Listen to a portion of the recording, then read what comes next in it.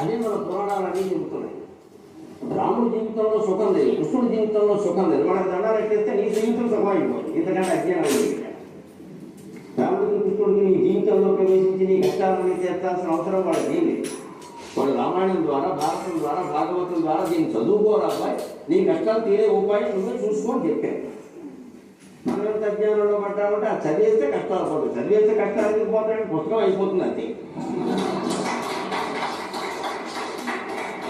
ఎన్నిసార్లు చెప్తే అన్నిసార్లు అయిపోతుంది. చదివితే కష్టాలు కూడా బట్టి ఆ చదివిన దాంట్లో ఏదో అది నువ్వు ఆచరిస్తే పోతాయి. అది కూడా పోవు, కట్టుకోవడం నీకు అలవాటు అవుతుంది. కట్టుకుంటే పోయినట్టేగా, కట్టుకుంటే పోయినట్టేగా. ఇది అలవాటు.